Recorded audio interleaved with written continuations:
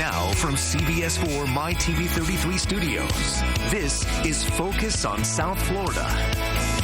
Up next on Focus, I'll be joined by the new president of the Greater Fort Lauderdale Convention and Visitors Bureau. We'll talk to Stacy Ritter about her new role, which comes at a time of record tourism growth in Broward. Stay with us. You're watching Focus on South Florida.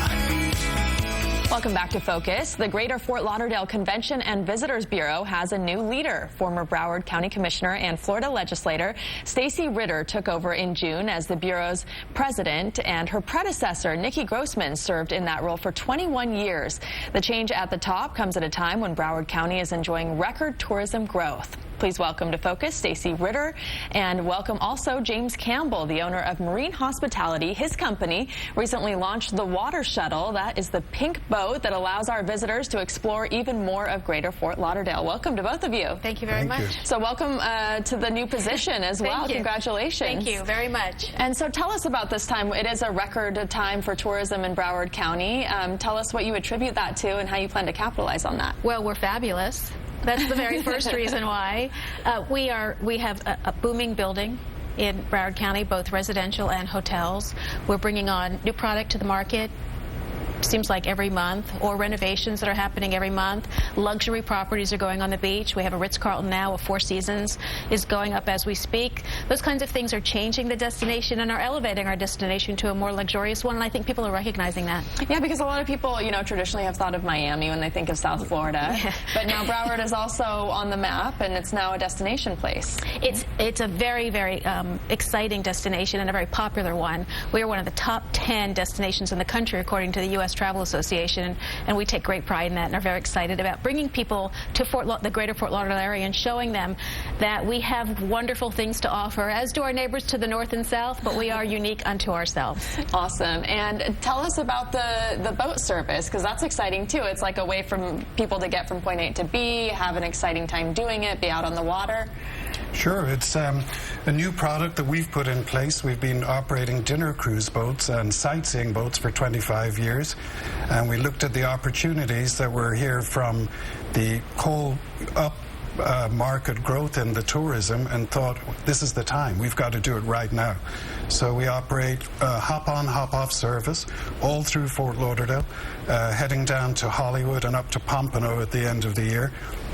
And we're hoping that this additional service that's available to people is going to be a big success. It looks like it is so far, and it does the additional service of taking people off the road. So they're not driving around in their cars, they're getting on a boat, they're enjoying all the sights, all the waterways that are famous throughout the world now. The Venice of America is Fort Lauderdale, and we see nothing but growth all the way. We've had a huge feedback and positive feedback. Everyone wants more routes, more stops added on, and we're hoping to continue growing for the foreseeable future. It sounds like such a fun experience. And are locals jumping on too, or is it mostly tourists you're seeing?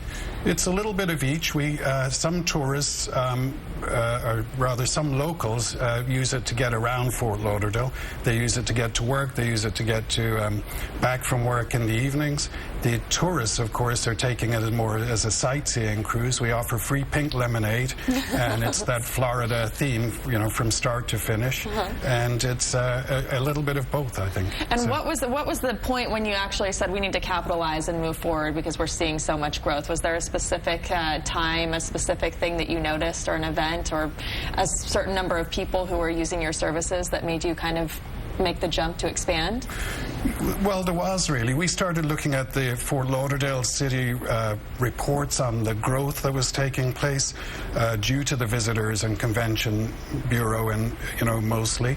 And we looked at that and saw there was over nearly $12 billion in hospitality and another $12 billion in marine industries. And we thought, now's the time to push the button. If there's that much money coming in, it definitely needs something to give us a different outlook on what we're doing, and we offered another service because we were convinced that it was only going to grow more. And now that Stacy is at the head of the Visitors and Convention with a whole new look at everything, I think it's just going to continue to grow. So the main factor was the huge 77 months of straight growth in Fort Lauderdale. It's astounding. Yeah, a lot of promise. And what's on the agenda for you? You have a $30 million budget you're overseeing. Yes. You're taking over this new position for the first time in over 2 decades. What are your plans? Well, I think to continue the growth certainly is number one on the list, but to elevate that brand, to elevate the brand as well. And as I said, with us becoming a luxury destination,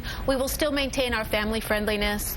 We are the #1 gay destination in the world for travel. We are a warm and welcoming, hospitable place in Greater Fort Lauderdale. But to just elevate that brand and to take us, and it sounds trite to say it, but to take us to that next level where other destinations have gone in past years, but we will get there because we are experiencing this tremendous amount of growth. You know, it's amazing. When I've lived in the area for 42 years, I've seen things change drastically. I did spring break on the beach. I don't remember a lot of it, but I know I was there. And to see the destination change to where it is now, our visitors love that water taxi. Things that we take for granted when you live in paradise, our visitors don't. And it's wonderful to see that experience through their eyes, and we're going to take that experience to the next level for them. Has there been a change in the places people are coming from? Like, who is traveling to Broward County the most? Well, we still get most of our domestic travelers from the Northeast and most of our international travelers from Canada. But with the expansion at FLL, with the South Runway having opened almost 2 years ago, we're adding more and more nonstop international destination flights to FLL. Next month we start nonstop from Paris to Fort Lauderdale. And if anyone had asked me when I was a young teenager growing up here if we would ever get nonstop to and from Europe, I would have said they were crazy. And here we are on the verge of Paris. We already have London. We already have Scandinavia. We will be adding more and more of those nonstops from Europe and other international destinations, and you will see the number of international travelers boost up in Greater Fort Lauderdale, different countries that may not have had our experience yet. And a much less stressful airport experience. Right? Than our sister city to the south, most certainly, and a cheaper one as well. All right. Well, it was so nice to have you both. Very exciting things happening in Broward County. We appreciate you being here. Thank you.